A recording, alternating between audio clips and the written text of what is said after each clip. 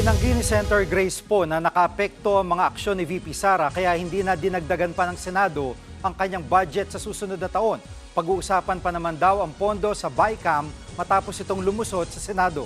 Nasa frontline ng balitang yan si Mean Los Baños. Sa botong 18 pabor, walang tutol at isang nag-abstain, lumusot sa Senado ang 6.352 trillion pesos na panukalang pambansang pondo para sa 2025. Hindi binalik ng Senado ang natapyas na mahigit 1 bilyong piso sa budget ng Office of the Vice President. Nanatili sa 733 million pesos ang inendorsong pondo. Unang tinapyasan ng OVP budget sa Kamara mula sa orihinal na 2.03 billion pesos. Ayon kay Senate Finance Committee Chairman Grace Poe, hindi naman humiling ang OVP na dagdagan pa ang kanilang pondo.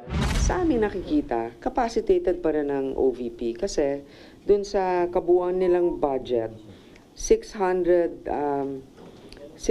million doon, pwede nilang gamitin for social programs. Tandaan natin na hindi naman nakatali lamang sa budget ang pagiging epektibo sa iyong pamamalakad.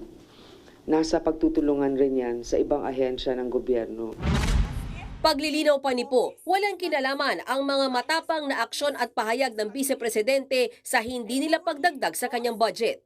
Kung ayaw mo yung namumuno ng isang ahensya, ikakat mo lahat. It's not for us to change the leadership of, let's say, an underperforming or maybe a head of an agency. Sa executive yun eh. Pag binabaan pa natin, medyo mahirapan na.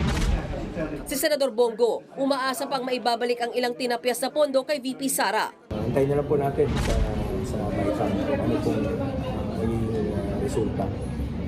At ako naman gusto kong makapagtrabaho ang Vice Presidente. Iyon naman rin ang gusto niyang gawin, to work at peace.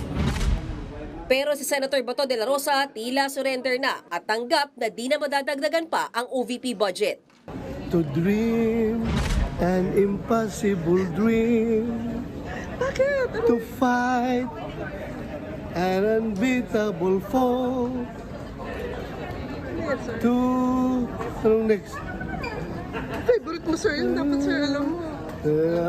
Unbearable sorrow. Ang 39.8 billion pesos naman na pondo para sa AKAP o Ayuda para sa Kapos ang Kita program, tinanggal ng Senado. Wala ang AKAP sa National Expenditure Program o sa unang balangkas ng 2025 budget mula sa Malacanang. Pero isiningit ito ng Kamara para umano ipantulong sa mga minimum wage earners. Pero giit ni Senador Poe, di naman nawala ang ibang pantulong sa mga mahihirap. Sisimula na bukas ang Bicameral Conference Committee meeting kung saan mag-uusap ang mga senador at kongresista para maisapinal ang 2025 national budget bago papirmahan sa Pangulo. Sabi ni Senator Poe, doon nila pagdidesisyonan kung ano ba talaga ang gagawin sa budget ng OVP at para sa AKAP. Nagbabalita mula sa Frontline, Mean Los Baños, News 5. Mga kapatid, Jiggy Manikad po, iba na ang may alam at may pakialam sa panahon ngayon.